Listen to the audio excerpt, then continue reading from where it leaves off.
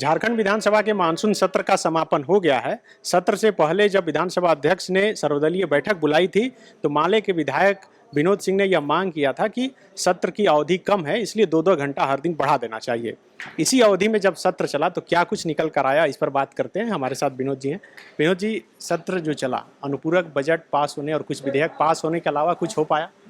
नहीं, वो जाहिर सी बात है, 2 दिन का सदन था, लोगों की चिंताएं थी, लेकिन सबसे दुखद इसमें रहा कि कई लोगों के प्रश्न थे। प्रश्नकाल दोनों दिन जो है बाधित रहा और कुछ प्रश्न होते, उस पर सरकार का जवाब होते और बेहतर। अनुपूरक पे तो चर्चा हुई और अनुपूरक के चर्चा का ये लबोलुबाब था, पक्षों विपक्षों सारे लोगों का, हमारा ही कटौती प्रस्ताव हमारा ही था कि आपने बजट पिछला लिया और उसका 6 महीने बीत गए और 15% भी राशि खर्च नहीं किया। तो जरूरी ये है कि कोरोना का नाम लेकर के राज्य की विकास योजनाओं पे भी मार पड़ी है। लोग कह रहे हैं एक सड़क की मरम्मती नहीं हो पा रही है, एक पुल नहीं हो रहे हैं, नई सारी चीजें नहीं हो रही है। और राज्य अभी भी जो सरकार ने सप्लीमेंट्री लाया था वो केंद्रीय योजनाओं के कुछ अंश देने थे। राज्य की अपनी योजना तो पूरी तरीके से डेड है। तो ये सरकार से कहा गया कि भाई कि राज्य की योजनाएं जो हैं उन पे पैसा आप दें, उन पे आप रिलीज हो ताकि लोगों की बात बने। दूसरा, सरकार के कुछ बिल थे और बिल का तो हमने कहे कि सरकार कोई हो, कहा जाता है member of legislative assembly MLA विधायक, लेकिन विधेयकों के ही प्रति सबसे गैर जिम्मेवाराना रवैया रहता है। आपने देखा 7 बिल आए और गए और इस तरह के चीज़ों पे जो चर्चा होनी चाहिए, और यही अन्यास होता है। आपने देखा सेवा बिल 2007 में लाया गया था, मुझे याद है हमने उस समय भी ये टिप्पणी की थी 2007 में कि इसके बिना होगा, और वो गलती आप इतने सालों के बाद सुधार रहे हैं, वो अभी एक सीढ़ी चढ़े।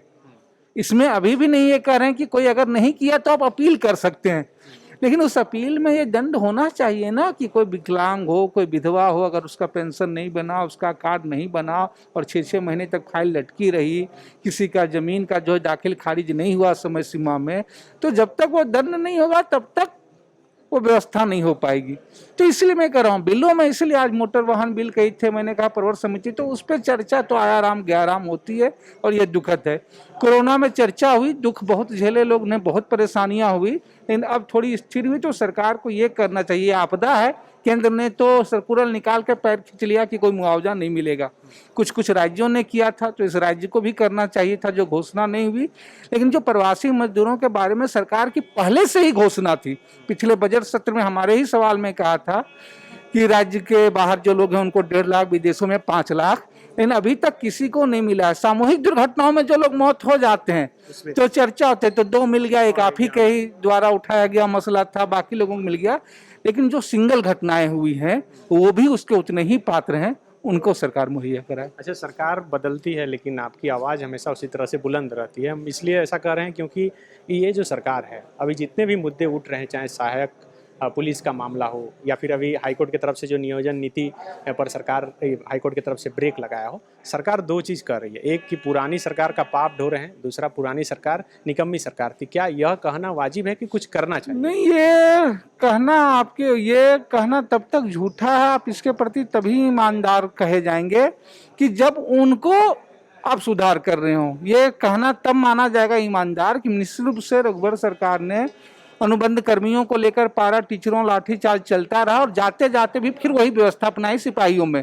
तो ये सरकार कम से कम संकल्प लेती कि अब अनुबंध पे नियुक्तियां हम नहीं करेंगे अस्थायी पदों में, तब माना जाएगा कि आप ईमानदार हैं। लेकिन ये महज बहाना न रहे कि भाई अब हाई कोर्ट ने निर्णय दे दिया बाकी दे दें, बल्कि ये जो स्थितियां आई हैं, इसलिए मैंने कहा कि ये 6 महीने विकास काम नहीं हुए, बाकी चीजें नहीं हो, नीति नियम जो बनाने थे वो चाहे अनुबंध के संदर्भ में, चाहे स्थानीयता के संदर्भ में, इस पे सरकार काम करती, इस पे सरकार बढ़े तो शायद बेहतर हो। 2 सवाल आखिरी। एक तो आप सहायक पुलिस से मिलने गए थे, उस मामले में आप क्या सोच रहे हैं? दूसरा, जो 18,000 शिक्षकों की नियुक्ति हो चुकी है, उनकी नौकरी जाने वाली है, इस पर देखिए, स्थानीयता नीति की दोनों ही मार, वो गलत का जो झारखंड के लोगों को हुआ, पहली मार हुई 11 जिला के लोगों को, जहां स्थानीय लोगों को कोई तरजीह नहीं मिली सारे बाहर। अभी ये दूसरी 13 जिलों में हुआ भी था, वह भी चूंकि जो अभी डिटेल तो देखा नहीं गया है, लेकिन जो अखबारों से आया कि भाई एक ही राज्य में 2 नीति, अगर ये आधार है तो मुझे लग रहा है इसकी भी मार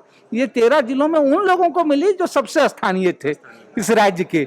तो मुझे लग रहा है सरकार को इस पे रास्ता निकालना चाहिए कि वो जो लोग नियुक्त हैं जो इस राज्य के स्थानीय लोग हैं उनके लिए बहाली बनी रहे, इसका तो सरकार को ही प्रयास करना चाहिए।